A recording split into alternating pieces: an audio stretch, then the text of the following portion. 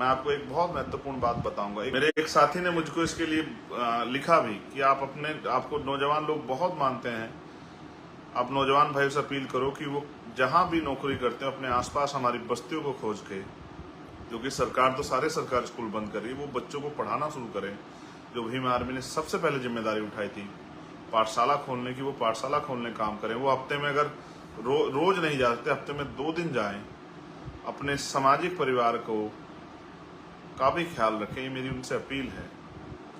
और वो आंदोलन के साथ भी जुड़े। जिस तरह से जो लोग शासक वर्ग आज हैं, उनका एक एक व्यक्ति जो है मूवमेंट का, उनकी मूवमेंट का काम करता है, हमारे लोगों को भी हमारी मूवमेंट का काम करना चाहिए।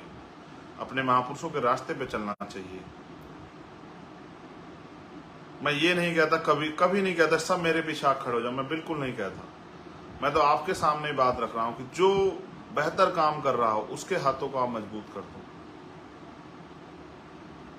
आप जहां हो अपने स्तर पे काम कर लो, लेकिन करते रहो, क्योंकि अगर आप ये महापुरुषों की विचारधारा का प्रचार प्रसार नहीं करोगे तो दुश्मन तो इसका प्रचार प्रसार करने से रहा। मैं उस एक एक कार्यकर्ता का जो वहाँ 40-42 डिग्री टेम्परेचर में बैठा हुआ था, मैं कितना ऋणी हूँ। आपने मेरे अंदर दोबारा से मुझे जिंदा दिल बना दिया। क्योंकि जब ये घटना हुई, एक बार को तकलीफ हुई, मैं जब महसूस करता था तो मुझे याद आती थी। और मैं समझता था कि जब मैंने 2017 में भी मेरे साथ ये हुआ, तब आपने बड़ी संख्या में आकर मेरा हौसला बढ़ाया। वरना इस देश में गोलियां तो रोज चलती हैं, लाशें तो रोज बिछती हैं, रेप हत्याएं तो रोज होती हैं। अगर आपके साथ जुल्म हुआ तो इस बात का, आपकी शक्ति का लोगों को एहसास है। आपको लोग गुमराह करने के लिए बहुत सब तमाम तरह की बातें बताएंगे, बहुत तमाम तरह की चीजें बताएंगे, तमाम तरह के झूठे वो करेंगे। जो कल तक हमें गालियां दे के नीचा दिखाते थे बेचारे, उनको भी वो भी तमाम तरह का प्रयास करेंगे। लेकिन मैं जानता हूं आप इस बात को मानते, कभी भी भीम आर्मी के सैनिकों ने किसी भी चीज की परवाह नहीं की। हमेशा हमें नुकसान भी होते हैं। एक नुकसान की खबर भी मेरी उनके परिवार से बात हुई। बहुत जल्द मैं उनके परिवार के बीच में पहुंचूंगा, भाई गोलू वाल्मीकि के परिवार से मिलने के लिए। मुझे तकलीफ होती है और मैं आपको बार बार कहता हूं कि मैंने आज भी अपने साथियों को ये बात कही अम्बेडकर भवन में कि आज जो अन्याय हो रहा है, कहीं ना कहीं उसकी जिम्मेदारी ये समाज है, हम सब लोग हैं। क्योंकि आज हमारे पास शक्ति है इस अन्याय को रोकने की, अपनी ताकत बनाने की, अपने पैरों पे खड़े होने की, और हम चुप हैं, इस काम को नहीं कर रहे हैं, लोगों को जागरूक नहीं बना रहे हैं। तो कहीं ना कहीं हम जिम्मेदार हैं। हमारे लोगों को, हमारी विचारधारा को खत्म करने वाले दल हमारे लोगों को अपनी पार्टियों में शामिल करके, उनके वोट को खरीद के, उनके वोट को अपने पाले में करके राज कर रहे हैं। मैं उनको भी संदेश के तौर पे कहना चाहता हूं, जो लोग राजनीतिक कारणों से मेरा विरोध कर रहे हैं, आपको अगर कुछ करना भी है, हम तो बाबा साहब अम्बेडकर, फूले साहू, काशीराम जी का आंदोलन चला रहे हैं। आप जो बीजेपी और दूसरे दलों में, कांग्रेस में और अन्य दलों में जो लोग हैं, उनको वहां से निकालने का प्रयास करो, तब तो समझ आए बात। आप हमारा इस वजह से विरोध करते हो क्योंकि गरीब के बच्चे खड़े हो रहे हैं। आपको इस बात से तकलीफ होनी नहीं चाहिए थी। आपको इस बात से तकलीफ क्यों है? आप भी इन्हीं संघर्षों से उठ के आए हो। मैं चाहता हूं आज के मेरे लाइव को हमारा बुद्धिजीवी समाज, अधिकारी, कर्मचारी, सक्षम समाज भी सुने,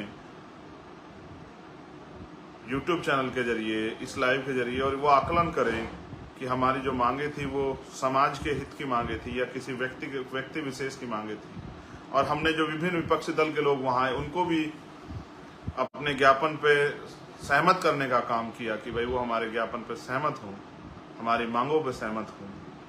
हम इस देश में 75 साल भी अगर अन्य अत्याचार का शिकार हो रहे हैं, एनसीआरबी का जो डाटा कहता है कि किसी प्रदेश में 20,000 महिलाओं के साथ, किसी प्रदेश में 18,000 महिलाओं के साथ, किसी प्रदेश में 15,000 महिलाओं के साथ जो हर साल अन्य अत्याचार की घटनाएं होती है, अगर उसका डाटा भी निकाल लिया जाए, अगर शर्म हो मीडिया में, वो निकाल के डाटा बताए कि इनमें दलित पिछड़े समाज की कितनी बच्चियां हैं, और जो नफरत करते हैं हमसे। मैं कहना भी नहीं चाहता इस बात को, क्योंकि हमें बाबा साहब अम्बेडकर ने महिलाओं में कभी भेदभाव करना सिखाया नहीं। हमें तो इंसानों में भेदभाव करना नहीं सिखाया। छोड़ो, मैं इस बात को भी नहीं कहता, लेकिन क्या हमारी बच्चों के नसीब में लिखा हुआ है कि उनको पैदा होने के बाद, बड़े होने के बाद, जिनको हम इतने लाड प्यार से पालते हैं, जिनको हम पलकों पे रखते हैं, नाजों में पालते हैं, उनको अन्याय अत्याचार सहना पड़े। मैं समाज की हर एक बहन बेटी को जो दुनिया में कहीं रहती है, मैं उनको अपना परिवार मानता हूँ। अगर उनके साथ अन्याय होता है तो मेरा कलेजा छलनी हो जाता है। जो लोग मजाक उड़ाते हैं ये कह के, हमारे साथी कहते हैं आप इस पर जवाब मत दिया करो, आप ये मत किया करो, लेकिन क्योंकि मैं जहाँ से उठ के आया हूँ एक गांव से, मेरे पिताजी प्राइमरी स्कूल के हेडमास्टर थे। मैं जिस जगह से निकल के आया हूँ, जिस गरीबी से निकल के मैं बाहर आया हूँ, और मैंने दर्द देखा है, तो जो लोग ये कहते हैं अपने राजनीतिक स्वार्थ में कि हम किसी के आगे गिड़गिड़ाए और ये सब चीजें, आप भीम आर्मी के जोश जुनून को जानते नहीं। मेरा सारा दर्द इस समाज के लिए है, बहुजन समाज के लिए। अगर मुझे व्यक्तिगत कोई लालसा होती तो बहुत दल थे इस देश में, अगर आपने रास्ता बंद कर दिया था तो मैं दलों को ज्वाइन करके एमपी एमएलए बन जाता। मैंने बाबा साहब अम्बेडकर, काशीराम साहब के मूवमेंट को ना मिटने देने की कसम खाई है, संकल्प लिया है। और मैंने नहीं, हमारे एक एक कार्यकर्ता ने भीम आर्मी के, आप उनको, क्योंकि वो बहुत सारे कार्यकर्ता जो नहीं जुड़े वो समझदार नहीं, आप अपनी बातें लिख के उनको गुमराह कर लेते हो। फिर उन्हें कुछ दिनों बाद एहसास हो जाता है कि हमें हमारी लड़ाई से रोका जा रहा है, हमें पंगु पिछलग्गू बनाया जा रहा है। फिर वो आके भीम आर्मी के साथ खड़े जाते हैं, क्योंकि मैंने भीम आर्मी के साथियों को स्वाभिमान से समझौता करना नहीं सिखाया, और मैंने उनको एक एक पल ये सिखाया कि वो समाज के लिए ईमानदार रहें। मैंने जो ज्ञापन वहां दिया था, मैं उस ज्ञापन को इसलिए आपके आगे पढ़ना चाहता हूँ क्योंकि हमारा बुद्धिजीवी समाज आकलन करे, अपने नेताओं का भी आकलन करे, जिनको वोट दे के आपने दलित पिछड़े वर्ग के नेताओं को ताकतवर बनाया, उनका भी आकलन करें।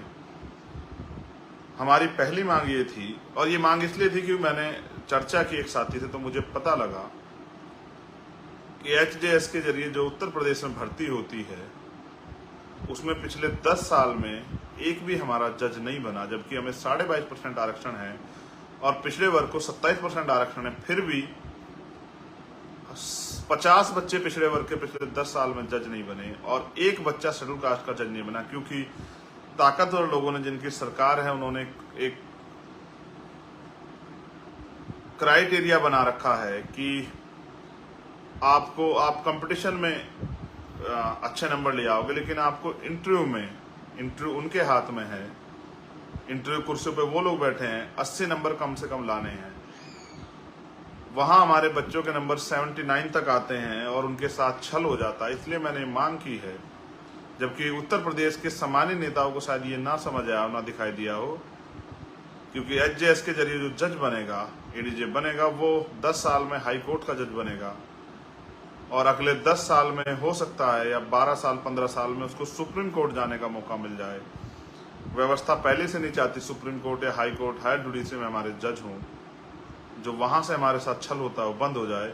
इसलिए हमने मांग की है कि SC ST OBC के अल्पसंख्यक के वर्ग के जो लोग हैं, उनको संख्या के आधार पे, जिसकी इतनी संख्या बढ़े उसकी उतनी हिस्सेदारी के आधार पे